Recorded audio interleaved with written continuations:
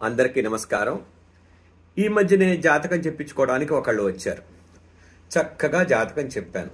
చెప్పిన తర్వాత ఆమె నవ్వింది. ఏంటమ్మా నవ్వుతున్నారని అడిగాను. నేను ఇట్లా ఇబ్బంది ఉందని చెప్పాను మీ జాతకంలో, ఈ సంవత్సరం వచ్చే సంవత్సరం కూడా, మరి మీరు నవ్వుతున్నారేంటంటే ఏమోలేండి అంది. ఏంటండి చెప్పండి, మీ మనసులో ఏమన్నా సందేహం ఉంటే చెప్పండి అంటే, లేదండి మీకు జ్యోతిష్యం చెప్పడం సరిగ్గా రాదేమో అంది.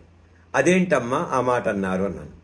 నా రాశి ప్రకారం యూట్యూబ్లో నేను 25 యూట్యూబ్లు చూశానండి, అన్నిట్లో అద్భుతంగా ఉందని అన్నారు ఈ సంవత్సరం అంతా. మీరేమో నా వ్యక్తిగత జాతకం చూపిస్తే మీరు ఇంకెంత అద్భుతంగా ఉందో, ఇంకెన్ని శుభవార్తలు చెప్తారని చెప్పి నేను వచ్చాను. వస్తే మరి మీరు ఇలా చెప్తున్నారేంటి, మీరు విరుద్ధంగా చెప్తున్నారు అంటే, యూట్యూబ్లో ఎంతో మంది సిద్ధాంతులు కొన్ని వేల వ్యూస్ వచ్చిన వాళ్ళందరూ బాగుందని చెప్పారు, మీరు మాత్రమే నాకు బాగలేదని చెప్తున్నారు. నాకు కొద్దిగా బాధ అనిపించిందండి. సంశయాత్మకమైన పరిస్థితిలో ఉన్నాను. మీరు చూస్తే నాకు ఎప్పటి నుంచో తెలుసు, మీరు చెప్పినవన్నీ ఎప్పటి నుంచో జరిగినాయి. ఆ నమ్మకంతోనే మీ దగ్గరికి వచ్చి చెప్పించుకోవడం జరిగింది. ఈ మధ్య సరిగ్గా మీరు చెప్పట్లేదేమో అనిపించిందండి అని. అవునా అమ్మా అన్నాను. ఏమీ మాట్లాడలా. సరే, ఇంకొకళ్ళు వచ్చారు. వారికి జ్యోతిషం చెప్పాను. జ్యోతిషం చెప్పిన తర్వాత ఆయన కూడా కొద్దిగా సంశయాత్మక పరిస్థితిలో పడ్డాడు. పడిన తర్వాత నేను ఈ సంవత్సరం బాగుందండి, మీరు ఎటువంటి గ్రహశాంతులు చేసుకోక్కర్లేదు, చాలా చక్కగా ఉంది, అద్భుతంగా ఉంది, మీరు మంచి పురోభివృద్ధి సాధిస్తారని చెప్పాను. ఆయన కూడా ఫీల్ అయ్యాడు. ఎందుకయ్యా అంటే, ఆయన కూడా కొన్ని 25-50 యూట్యూబ్ వీడియోలు చూశారట. ఇది ఉగాది రాశి ఫలితాలు ఇద్దరూ చూసిన వాళ్లే. ఇందాక వచ్చినామా ఈమె కూడా చూసి, ఈయన యూట్యూబ్లో ఏం చెప్పారట, ఈ రాశి నీది బాలేదు, మొత్తం సర్వనాశనం అయిపోతావు, నువ్వు అసలు ఆరోగ్యం పాడైపోతుంది, బంధుమిత్రులతో గొడవలు, ఆర్థిక ఇబ్బందులు వస్తాయి, ఐపీ పెట్టే పరిస్థితికి వస్తావని చెప్పి చాలా దారుణంగా చెప్పారండి. మీరేమో అద్భుతంగా ఉందని చెప్తున్నారు, ఇదేంటండి, ఇది కరెక్టేనా అని అడిగారు. అనగానే అవునా అని అన్నాను. మరి ఇద్దరికి ఒకే సమాధానం చెప్పాను. ఏ సమాధానం చెప్పుకుంటారు మీరు ఊహించుకోండి. వ్యక్తిగత జాతకాలు వేరు, గోచార రీత్యా చెప్పే రాశి ఫలితాలు వేరు. మీరు చెప్పినట్లే 12 రాశులకి గోచార ఫలితాలు ఖచ్చితమైతే ఈ ప్రపంచం మొత్తం 12 జాతకాలే ఉండాలండి. అంటే మేషరాశి వాళ్ళందరికీ ఒకే రకంగా జరగాలి, మీనరాశి వాళ్ళందరికీ ఒకే రకంగా జరగాలి, కుంభరాశి వాళ్ళందరికీ ఒకే రకంగా జరగాలి, ధనుస్సు రాశి వాళ్ళందరికీ ఒకే రకంగా జరగాలి, కర్కాటక రాశి వాళ్ళకు కూడా ఒకే రకంగా జరగాలి. మరి అలా జరగట్లేదు కదా. ఒకే ఇంట్లో 2 రాశులు వాళ్ళు ఉన్నా సరే ఒక్కొక్కరికి ఒక్కొక్క రకంగా జరుగుతుంది. మరి ఇదెందుకు జరుగుతుంది? ఎవరి వ్యక్తిగత జాతకం వారిది. మరి రాశి ఫలితాలు మనం ఉగాది రోజు చెప్తాను, నేను కూడా చెప్తాను. రాశి ఫలితాలు అనేవి ఏంటంటే గోచార రీత్యా గ్రహ సంచారాన్ని చెప్పే ఫలితాలు. ఇవి కేవలం మార్గదర్శకం. అంటే మన యొక్క మనోనేత్రానికి సంబంధించి ఈ సంచారం వల్ల ఇలా ఉంటుంది అని తెలియజేయటానికే చెప్పే ఫలితాలు మాత్రమే. మీ వ్యక్తిగత జాతకమే ప్రధానమైనది. బాగా గుర్తుపెట్టుకోండి.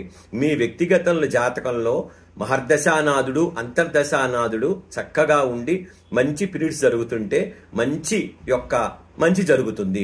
అలానే వాళ్ళిద్దరూ వ్యతిరేకమైన పొజిషన్లో ఉన్నా, ఒకళ్ళకొకళ్ళు శత్రువులైనా, ఒకళ్ళకొకళ్ళకి మిత్రులు కాకపోయినా ఇబ్బంది పడే అవకాశం ఉంది.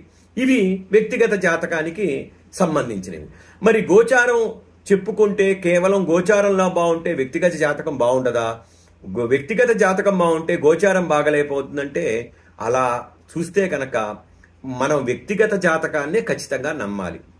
వ్యక్తిగత జాతకం బాగుంది అనుకోండి, గోచారం కూడా అంటే రాశి ఫలితాలు కూడా బాగున్నాయి అనుకోండి, అతను అత్యున్నత స్థాయికి వెళ్లే అవకాశం ఉంది.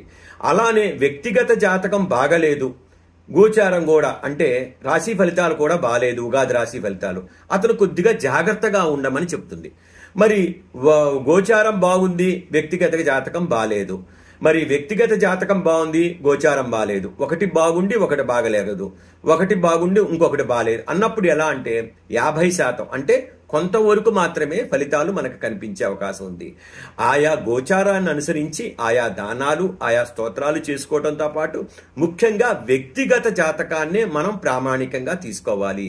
మహర్దశానాథుడు మంచివాడే, లగ్నానికి యోగకారకుడు అనుకోండి, చాలా చక్కగా ఉంది. గురువర్గ గ్రహాలు, శనివర్గ గ్రహాలు ఉంటాయి.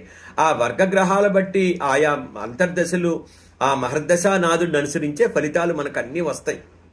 సూక్ష్మ దశలు విదశలు చూసి కూడా డేట్తో సహా చెప్పేవాళ్ళు ఉన్నారు. పలాని టైంకి జరుగుతుందంటే ఖచ్చితంగా జరిగి తీరుతుంది. ఎందుకంటే కేవలం అది వ్యక్తిగత జాతకం.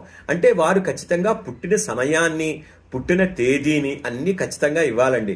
అలా ఇవ్వకుండా ఏదో అంజాదిగా చెప్పాము, ఎప్పుడో సాయంత్రం 6:30కు పుడితే 9:30కు పుట్టిందని మా అమ్మ చెప్పిందని ఇస్తే ఫలితాలు రావండి.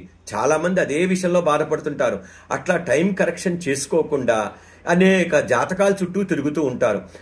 మ్యారేజ్ అవుతుంది, పెళ్ళి నేను రాగానే ఎవరిదైనా టైం అనుమానం వచ్చింది అనుకోండి, మీ మ్యారేజ్ ఎప్పుడైందండి, మీ పెళ్లి ఎప్పుడు జరిగింది అండి అని అడుగుతాం. ఒకవేళ వాళ్ళకి పెళ్లి కాలేదనుకోండి, గృహప్రవేశం ఎప్పుడు జరిగింది, లేకపోతే ఉద్యోగం ఎప్పుడు వచ్చింది.